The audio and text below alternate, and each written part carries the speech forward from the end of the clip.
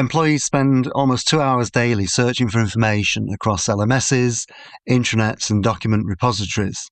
And large companies have invested millions in courses, LMSs, training libraries, videos, Scorm files and more. And when the knowledge is needed, it can't be found. It's really difficult. Searching Scorm is close to impossible. And Talvi makes all of that content searchable. If you're in L&D, Learning Technologies UK 2026 belongs in your diary. 29th and 30th of April this year, it's the UK's leading event for technology-supported learning, co-located with HR Technologies UK and bringing together 15,000 learning and HR professionals. There's a free exhibition with more than 200 exhibitors and 200 seminar sessions, alongside a dedicated conference for L&D leaders. The focus is practical insight, peer learning, and examples from organisations including Google, Intel and Merck.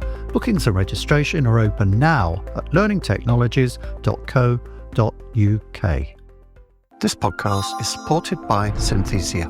Training videos shouldn't take weeks to make. Synthesia lets you turn text into professional, multilingual training videos in minutes. It's fast, scalable, and so simple anyone can use it. You can write an email, you can make a video. Hey there, my name is Alex, and I'll be guiding you through this training session. 70% of Fortune 100 companies use Synthesia to modernise onboarding, simplify compliance, and scale global training. Podcast listeners get an exclusive 30-day free trial. Go to synthesia.io/greatminds. Don't miss it. This offer won't last. Welcome to The Learning Hack, a podcast about the people and technologies that are creating the future of learning. I'm John Helmer. Now guess what? Learning is cool. Learning is cool. Learning is cool. I'm learning. Learning is fun. Knowledge is power. Knowledge. Education.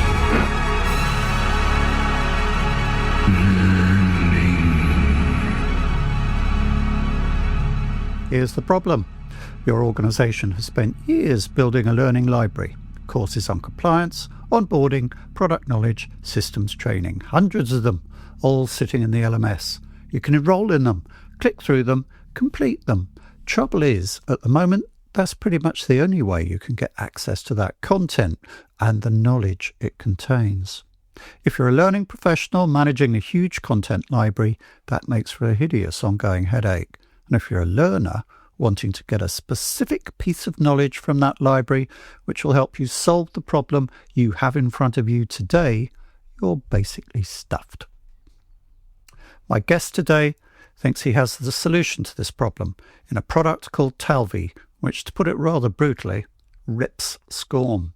Mariana, who is he? Hack facts. Mike Alcock is the founder and managing director of Talvi, an AI-powered corporate knowledge delivery platform. He studied civil engineering at the University of Sheffield before finding his way into learning technology, a journey that took him through an installation factory in Newcastle and into a career building software products that keep arriving ahead of their time. He co-led Gomo as managing director under Learning Technologies Group, and before that founded Atlantic Link, where he built the world's first cloud-based e-learning authoring tool.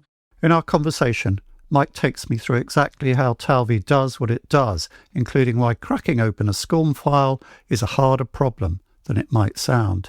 He's also got some strong views on what happens to the LMS when AI can answer the question faster than any course could. And if you're a vendor with an LMS to sell, it's a bracing listen.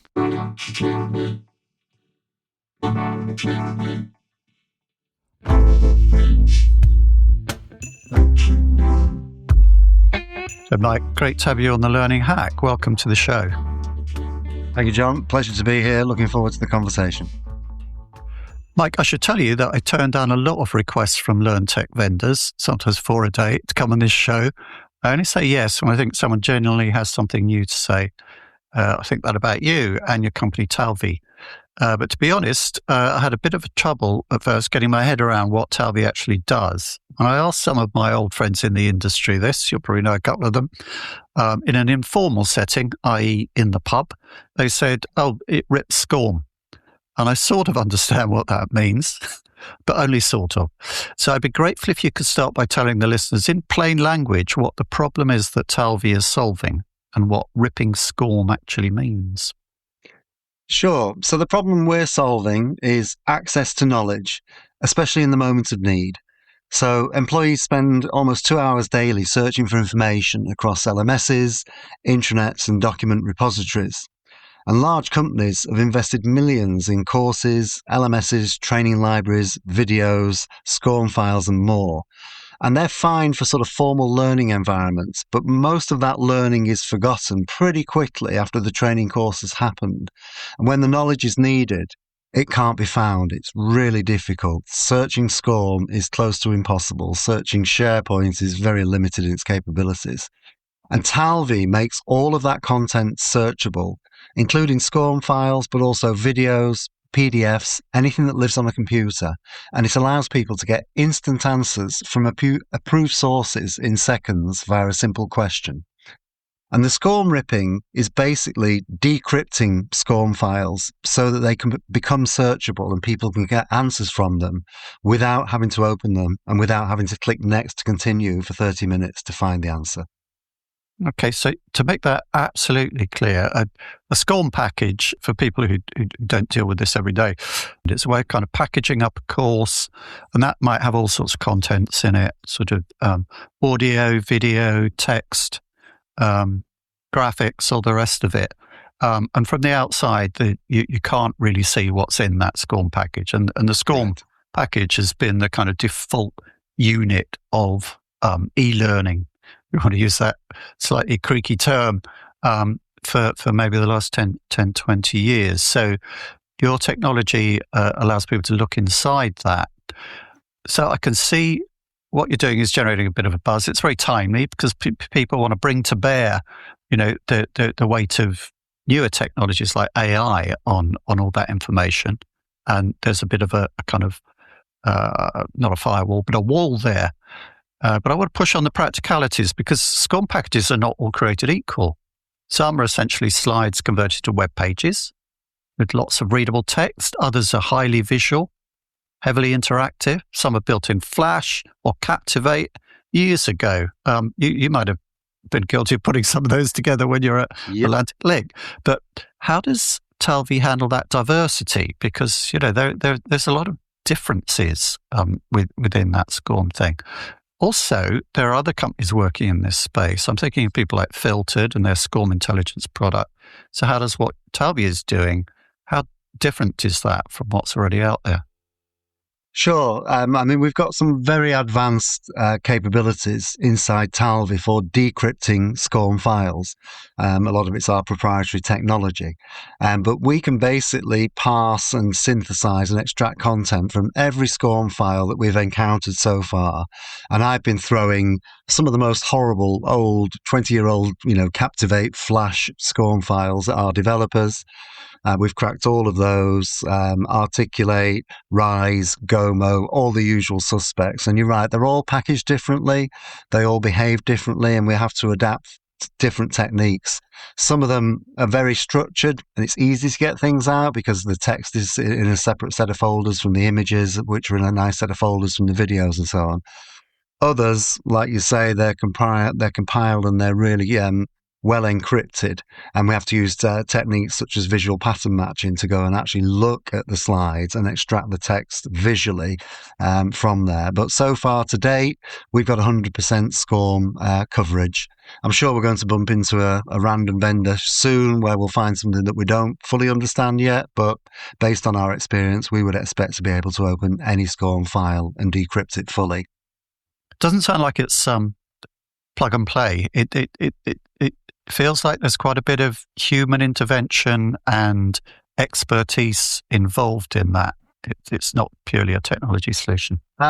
Yes and no. So for our developers, there's been a lot of human expertise, but for our customers, there's none whatsoever. They upload, or we upload on their behalf, whatever Scorm content they've got, and it automatically decrypts it. Now, yes, our developers have had to spend a lot of time figuring out the difference between a Captivate, a Rise, and a Storyline. But we've done that, and that's built into the Talvi engine. Oh, okay. So that human expertise goes into the development rather, trying to work out to what extent you're a product and to what extent you're consulting, as it were. It's absolutely a product-led pitch. And then to answer the second part of your question, the difference between, Talvi and some of the other people that are working in this space, there's quite a few. I'll highlight the top, probably most important ones that we see. Yes, we've got Scorm decryption 100%, but we also have the same percentage capability on just about anything that lives on a computer. We can decrypt video, audio, PDF, and we can decrypt them from any repository. So they could be in SharePoint, Dropbox, Google Drive. So we're synthesizing. When we create AI-powered answers from the questions people ask, we're not just interrogating Scorm files, we're synthesizing answers from the entire corporate repository that the customer lets us look at. Next one we do is we have built-in players. So if somebody asks a question, we give them the answer in seconds. But if they want to verify the answer, they can launch the Scorm file at the exact page where the answer sits. So if we've interrogated a Scorm file to give them an answer, we'll launch the Scorm file at that page. If we interrogated a video to give them the answer, we'll launch the video at the exact second where the question is answered. So the players give people the certainty that the answers they're seeing aren't AI hallucinations, not that our system hallucinates, but they are verified, and we present the verified sources. This is driven by the user, the learner. Yes, so the user will ask a question, they'll see the answer, and they might go, I'm confident in Talvi, I've been using it for a few weeks now, that's the answer I needed, back to my work. Maybe the first time they use Talvi, they go, okay, there's a good answer, sounds about right. Let me click the more details button, I'll read the more detailed answer, and let me open the Scorm file or the video and verify the answer. So they've got that option to do it in the flow of work. Next thing we do differently, yes, we're using AI, but we use RAG technology, vector databases, and intelligent chunking of data. So when a user asks a question in Talvi searches everything it's got access to, and it identifies the 100 top potential candidates' files that might have the answer. That might be a combination of Scorm, PDF, and video. On the second pass, we whittle that down to 20, so the 20 top candidates now that are coming up from the advanced search. On the third pass, we identify the top 5 chunks of data that we've got a 99.99% recurring certainty that the answer sits in there. And at that point, we pass those 5 chunks over to the LLM, and the LLM, whether it's ChatGPT or Claude or Copilot, we don't care, generates the answer. The beauty of that approach is that we consume 95% less AI tokens than if you'd uploaded an entire PDF or video or Scorm file to an LLM. So we are incredibly efficient and incredibly cost effective. So for organizations that are thinking, blimey, if we roll out AI to 10,000 people, just think of the token costs, will be 5% of what they might have expected. And again, for organizations that are looking at their environmental credentials, AI consumes huge data centers and huge amounts of CO2, and we're doing it at 5% of traditional AI techniques. Couple of others, if it's okay. Yeah, go ahead. We have got our AI search will automatically identify out-of-date files, old files, which big organizations have probably got thousands of scattered across their LMS and their intranet. But we also have an AI data cleaner, which will identify them before Talvi starts searching. And we've got a human in the loop in that component, so that if Talvi can identify, here's 2 Scorm files. They're very similar. They're 90% the same. Now, the admin might not even know that they were both in the LMS, but they can bring them both up, sit them next to each other.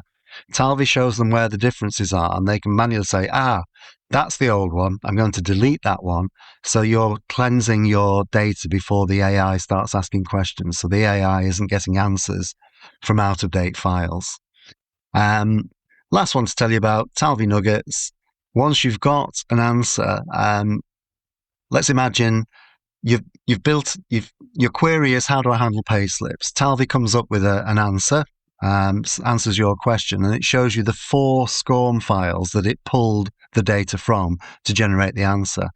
As an L&D person, you might say, okay, well, we've got 4 bits of information hidden away in the depths of 4 different Scorm files about payslips. But clearly, everybody is asking about payslips. We can see this from the analytics. Let's build a new piece of content about payslips to fill that knowledge gap.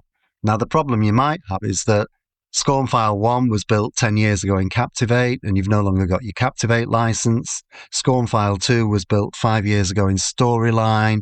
The person that wrote it's left. You've lost the script, you've lost the video files, you've lost the transcripts, and so on. So it could take you 3 or 4 weeks to, just decrypt your own information and create a new piece of content about payslips. Or you could click the Talvi Nuggets button, and Talvi will synthesize the payslip information from those 4 files into a brand new piece of learning content. So as well as saving end users hours and hours of search time, we can save the L&D department hours and hours of curation time to put together new content in seconds. That's interesting, because all those issues that you're talking about are things that I've heard CLOs, heads of L&D, tearing their hair out about over the years. So there's obviously a lot of kind of utility there. So let's say a head of L&D is listening to this right now. They've got a library of maybe 200 Scorm courses, some good, some terrible, some from 2009, even older. What does the journey look like for them from where they are now to having Talvi working in their organization? What's the integration story? What's it cost them in time and effort? And what's the realistic outcome? I think we're talking a lot nowadays about process re-engineering. How, to what extent do they have to re-engineer their workflow in order to use Talvi? So we try and integrate Talvi with their workflows. Talvi is available through a web browser. It's available with voice input, so people can access it on the phone. It's also available as a chat bot that can be embedded inside the flow of work. So it could be inside Teams, it could be inside SharePoint, it could be on their website, it could be on their LMS. So there's lots of different ways we can integrate Talvi with their existing workflow so that it's available for people to ask questions in the flow of work. If you're a head of LLD, you've got 200 Scorm files, they're probably sat in an LMS. So from our perspective, ideally, we would connect to that LMS via an API. Most half-decent LMSs have got an API. So literally, once we've got the connection established, and we've got established connectors for lots of LMSs, and if it's an API, it's relatively trivial to build a new one if we haven't encountered it. Literally, within 24 hours, we will have ingested, parsed, vectorized, and made searchable 200 Scorm files. To be honest, we'd probably do 2,000 Scorm files in 24 hours. So we've then got a searchable database. Now, for the head of L&D who's got some good and some terrible files from 2009, they may want to spend a week or two going through that process I just described, where the human in the loop can look at the 2 files you've got on money laundering side by side and say, well, this is the current one, and that 2009 one, let's mark it for deletion because it's clearly out of date. It references, money laundering procedures from 15 years ago and so on. But typically, they would be up and running between 4 and 8 weeks from starting work with us. And then the outcome would be Talvi available to their entire employee base, and the savings, like I say, would probably be at least 2 hours a week or more for employees searching with instant access to the content that's locked and buried away on page 58 of a 10-year-old Captivate file. Right. So, I mean, it's obviously very useful to people. So you mentioned that some LMSs don't have APIs. Is that big hiccup? Is that going to? It's not the end of the world. It's easiest if they've got an API, of course. We can use webhooks to get into some LMSs as well. Worst case scenario, we have to take a dump out of the LMS, literally extract the Scorm files, ingest them, parse them and search them, and then probably set up a process so that every time a new Scorm file is added to the LMS, it also gets added to Talvi. So it's solvable, but the API makes it really easy because with the API, we get direct connection. We can ingest automatically all of the Scorm content, and then we just set up a listening service through the API. And if there's a new Scorm file added, it goes in, Talvi then grabs it and makes it searchable. If you're looking to connect with the top minds in learning and talent, there's no better place than an iVentive event. Since 2009, iVentive has hosted over 300 events for global heads of L&D and talent.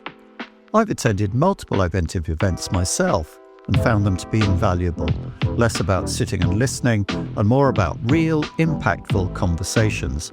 It's an unmatched opportunity to collaborate with leading chief learning officers on the challenges they're tackling today. Join the conversation.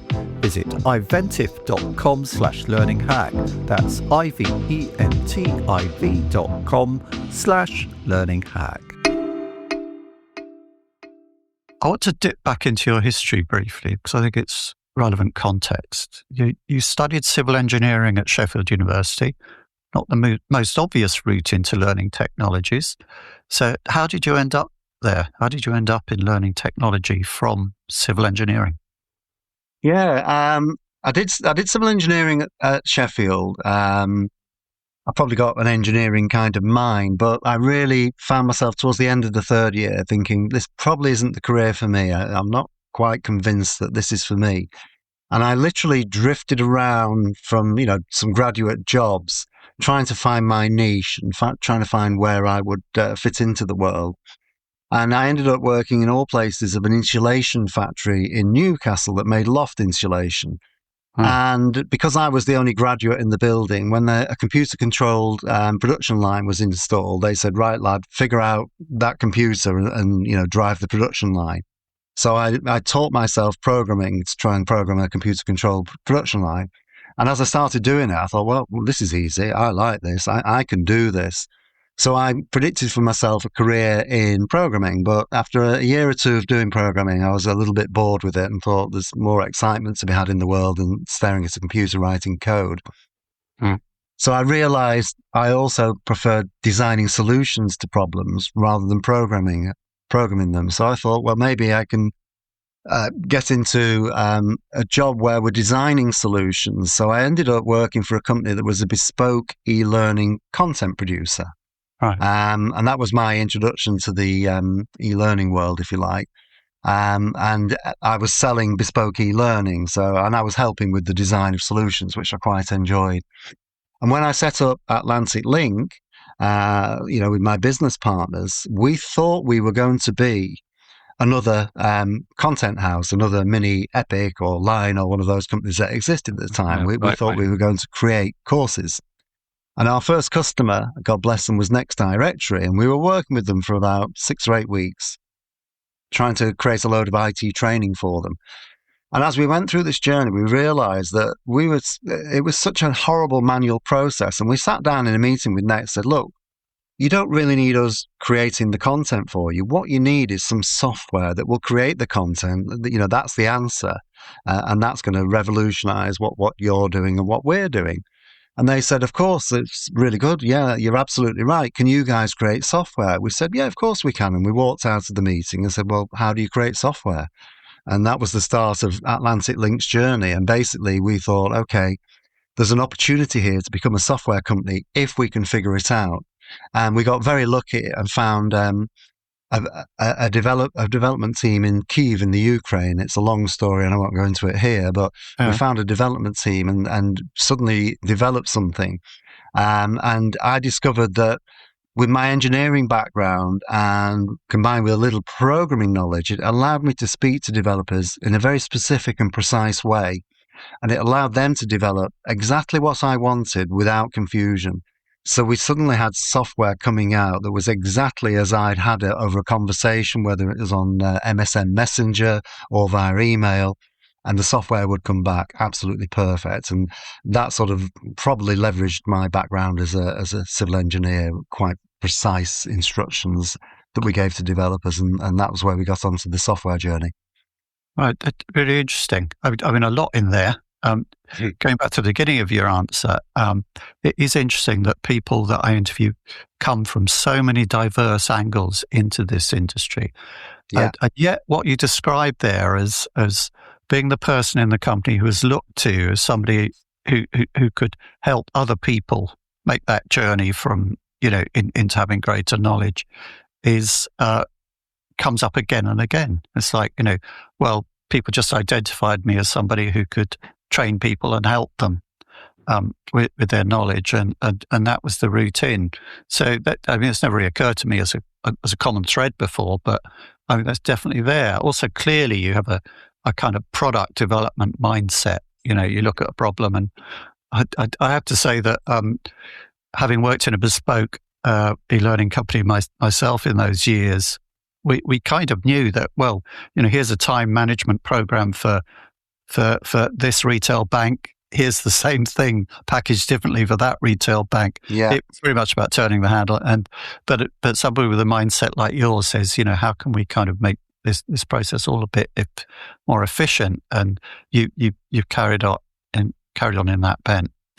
You went on to build what's credited as the world's first cloud-based authoring tool at Atlantic Link, then Gomo, then Instilled, repeatedly being ahead of the market. Associate by your own account. I think that's a bit harsh. That's Claude that brought that in. But definitely, I mean, in a sense, if I'm going to be kind of mean about it, it's a conservative market, LearnTech, and it's not hard to be ahead of. Agreed. But which is not to decry your own achievements, which I think considerable. But what's the thread that runs through all of these for you? I mean, I'm pulling things out, but I'm interested in your curious about how you think about it. Is there anything in the engineering mindset specifically that shows up in how you approach building learning products, do you think? Yes, possibly. I mean, I agree with some of the points you made in the question there. I really think the L&D market has been quite poorly served by software vendors. And when we started with the idea around Atlantic Link, the authoring tools that were around in 2000, I think it was Director, Macromedia Director, Authorware, Lectora, I thought they were horrible. And, we looked at using those to develop content for Next, and we thought, well, these are garbage. Surely somebody can do something better. I thought they were clunky, unfriendly, fiendishly difficult to use, and the output was less than optimal to be, kind to them. So we thought someone can do it better. We decided to have it, let's give it a go. And I don't know if it was my engineering background as such, but I did see the internet coming, and I was talking to my developer in Kiev, and every other tool in the market at that time was a desktop installed tool like Microsoft Word. You installed it on your PC and you worked on it on your own. And the internet was just arriving, and we said, well, the internet's probably going to be big. It looks like it's something that's going to explode here. Can we stick this product into the internet? So we bounced that one around for a while, and Vadim, my developer, said, well, yes, we can, but web browsers are not really capable of running an authoring tool inside them. They literally had view capabilities only at the time. But we explored it further and came up with a solution based on the .NET framework, which allowed us to install a client on a PC and connect to a web server. And all of a sudden, we had a collaborative authoring tool, and the first one in the world.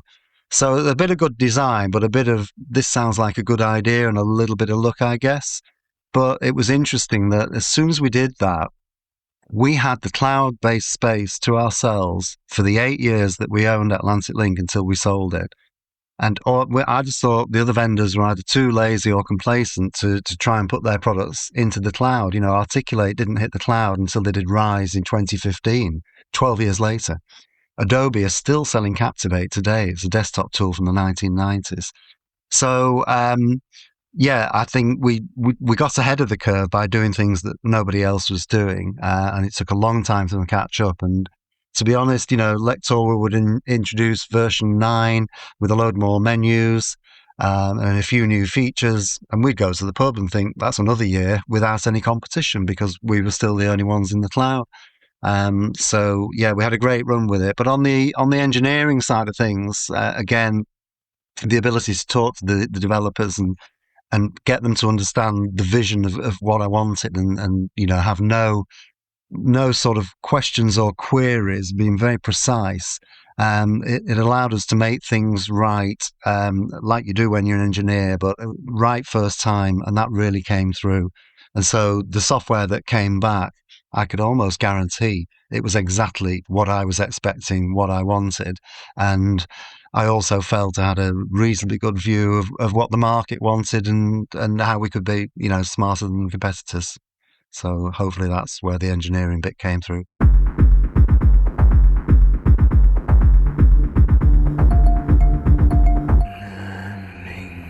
I'm hearing here not only the engineering mindset, I'm hearing the entrepreneurial mindset.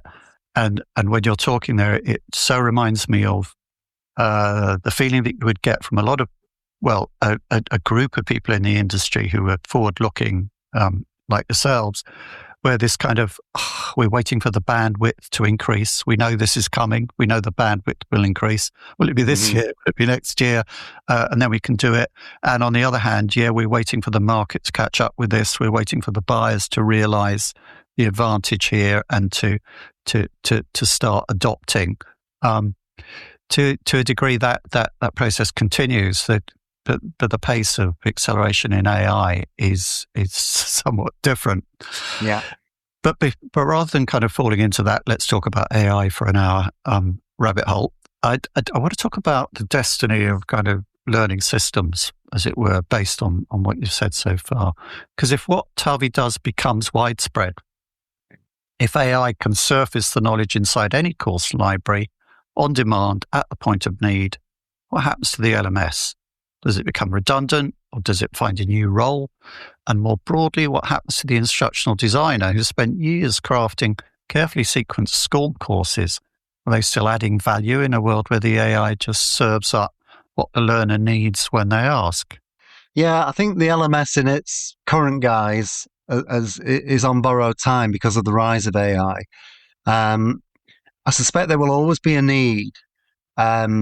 But again, AI may eventually replace this. But I think there'll always be a need for, especially in compliance, to prove to all, HSBC or the major banks, they've got to prove that 100,000 people have done their money laundering course once a year. So you've got to have a source of record for that. Now, that might become an AI-powered proof of competence or proof of actually just sitting through the course and so on.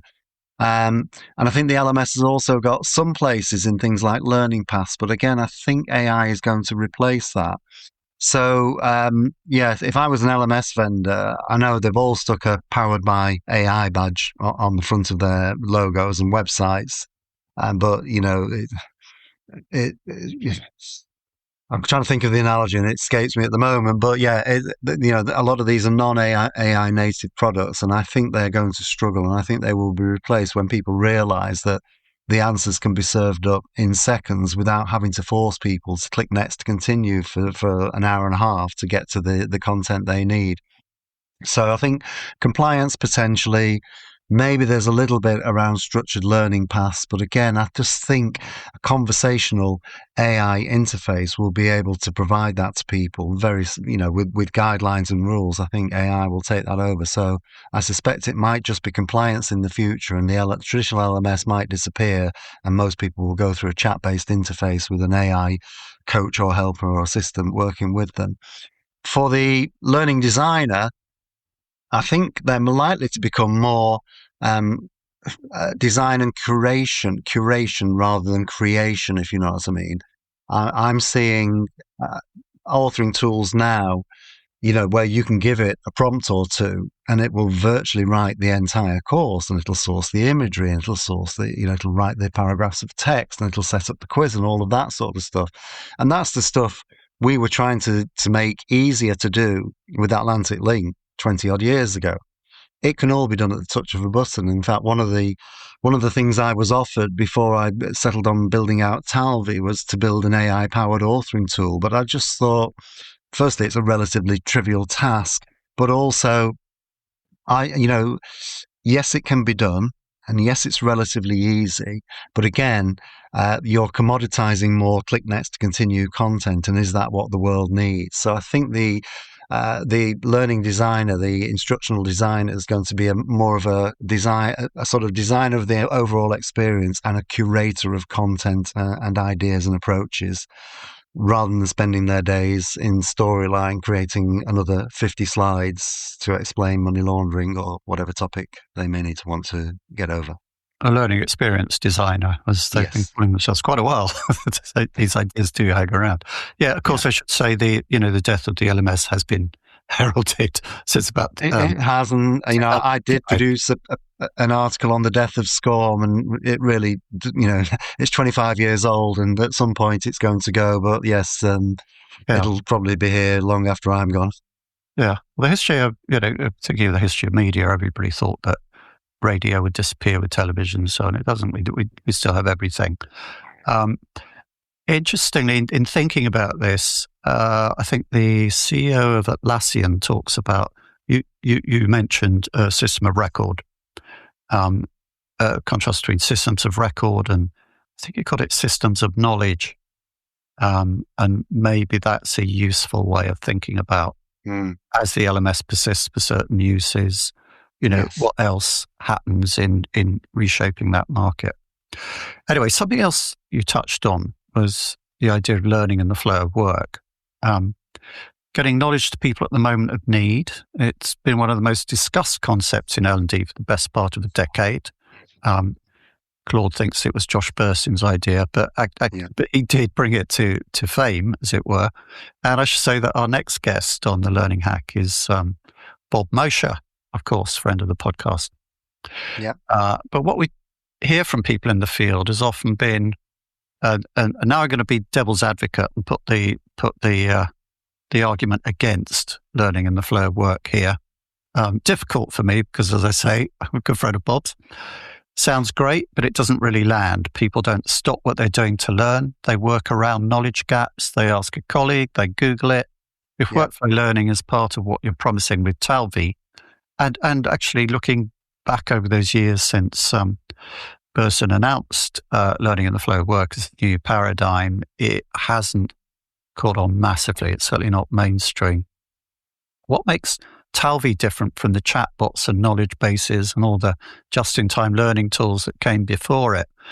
And if the friction is still fundamentally cultural and organizational, which it seems, can any amount of clever AI really solve that? Yeah, that's a really interesting question. I think the big difference is that the AI-powered search that we're able to implement inside Talvi is so fundamentally different from the kind of search that the old chatbots, knowledge bases, and the previous attempts at just-in-time learning were able to do. Yeah. So we use a whole new raft of technologies, retrieval augmented generation, semantic and keyword search, vector databases, to deliver highly accurate answers in seconds from approved data sources. And we're doing this deep dive into Scorm and video. Most of those things were not possible before the advent of AI.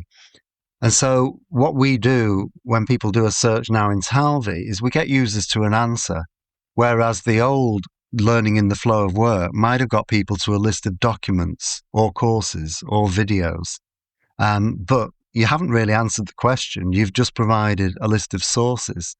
And I think it's a bit like the comparison between, ChatGPT and Google today, just pure Google rather than the AI bit. If you type a question into ChatGPT today, tell me about the latest Ferrari Dino, for example, it will come back with a big answer about the Ferrari Dino, and it might bring up some photographs and so on. It answers the question. It tells you all about the Ferrari Dino.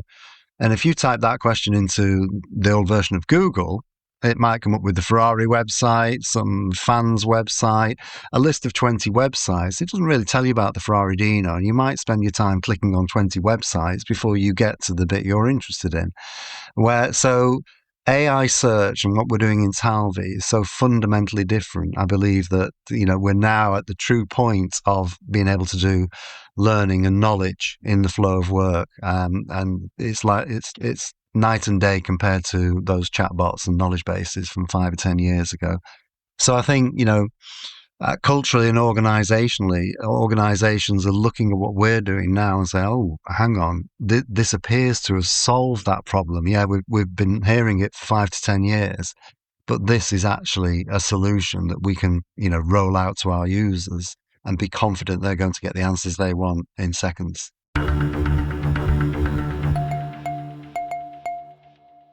I'm going to ask you to explain a couple of the terms you use there. A lot of people will be very familiar with RAG and vector databases. Other people won't, and I'm conscious of the fact they may have been sitting through this interview, if they're still with us, not having understood by what you meant. Can you give us a quick explainer on both of those? Yeah, RAG, Retrieval Augmented Generation, it's an advanced AI search technique which does more than just standard search. And it does things like relevance and scoring, and it will look at documents and say, okay, you're a 10-year-old PDF and no one's looked at you for 5 years. Therefore, I rank you lower than the more modern PDF that's been accessed recently and updated in the last 2 weeks. So it's more intelligent search. So the old search would have found both of those documents and identified them with the same score. RAG allows you to push them down there. Within that, we have semantic search as well as keyword search. So when we're searching through documents, we search on the meaning of the phrase. Someone types in money laundering. We don't just search on and produce results with the word money or laundering or money and laundering together. Semantic search says, money laundering, that's a compliance measure. So if I find some interesting content on compliance, I'll include that as part of my answer bank when I start to generate the answers and pass them to AI. Vector databases are just an incredibly efficient way to make content searchable at the speed of light. And basically, we turn all the text and everything else that we consume into Talvi into numbers. It's pure numbers inside a vector database. Just allows us to search incredibly quickly and get to the answers, and then we recompile it back into text or whatever form it might be in order for people to be able to read it. But when you vectorize stuff, it becomes incredibly fast to search. Good. Thank you very much for that. Those very clear explanations. I'm kind of curious about how we talked earlier about the speed of change in development, how it's a little slow in LearnTech, and we were waiting for bandwidth and so on to increase and so on. And there's cultural issues, there's technological issues. How do you feel about the current very rapid pace of development in AI as a field, which is different? Because it doesn't move kind of straight line, it's exponential. How do you keep up with that? Do you take it as a challenge, an opportunity to get ahead of the market? Excited? How do you react to that as an entrepreneur as well as an engineer? Yeah, I think it's an absolutely huge opportunity to do things, from a software perspective. We can do things at an incredible rate compared to what we did, 20 years ago. The first products I built, I had a developer in Kyiv, and, there was no AI, and he was manually coding and writing every single line of code. And, a lot of that code writing is now done by AI. We still have humans orchestrating it.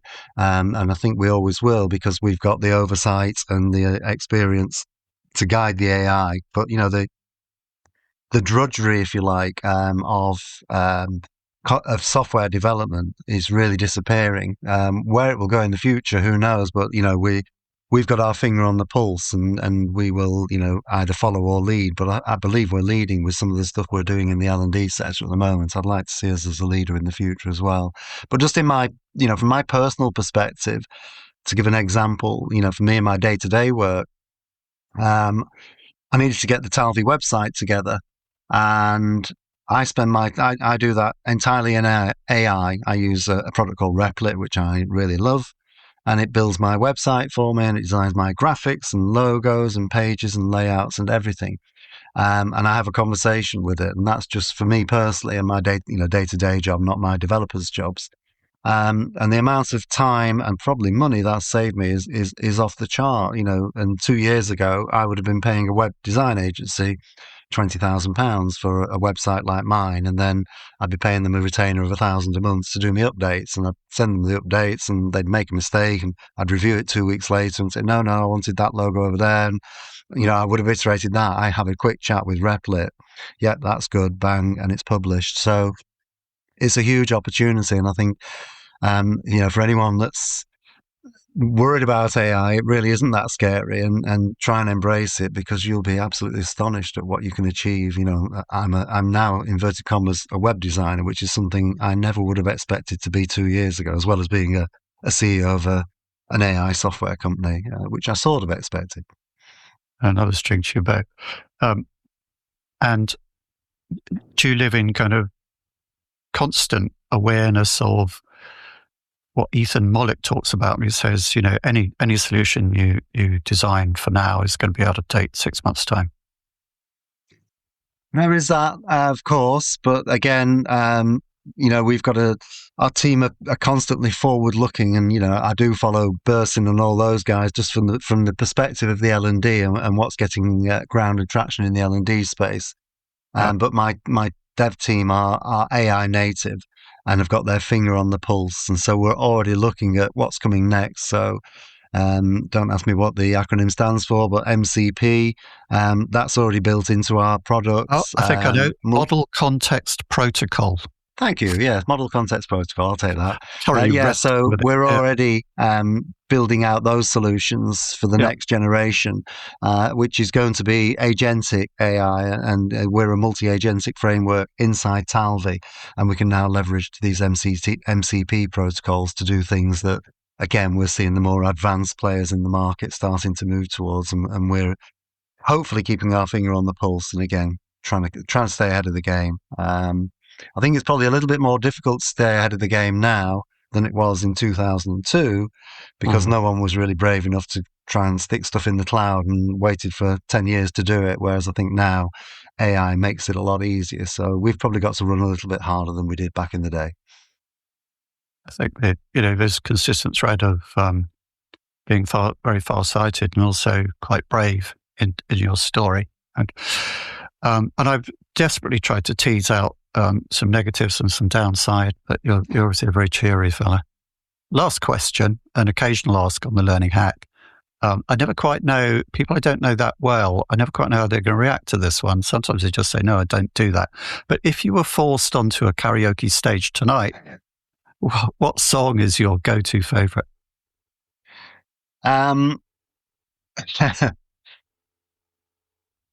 I haven't quite got Liam's voice, so I'd love to do some Oasis, because I'm a monk, and Oasis or the Stone Roses, but I don't think my voice is up to it. So I blag my way through Funky Cold Medina by Tone Loc, because you can more or less talk through the rap on that one, and I know it backwards. Yeah. So Funky Cold Medina by Tone Loc. Yeah. I think Stone Roses, without throwing any shade, less of a high bar in terms of singing. Yes, absolutely. Yeah, I think Liam's voice stands up to scrutiny a little bit better than Ian's. You've got to be able to sing those two notes he uses very clearly. Sorry, I'll shut up about music now. Thank you very much, Mike. It's been really interesting. I've learned something from that, and I'm sure the listeners have too. Thanks a lot for taking the time. Thank you, John. It's been a pleasure. Speak to you soon. Cheers. That's all on the Learning Hack podcast for this time. Many thanks to our guest and to our sponsors. The Learning Hack is completely independent and transparently funded by sponsorship. It is produced by John Helmer and hosted by him and also me, Mariana, a Synthesia AI avatar. If you want to help others find us, please like, follow, rate, review, and subscribe wherever you get your podcasts or on YouTube. We'll be back in your feed in 2 weeks' time. Meanwhile, stay curious, learning people.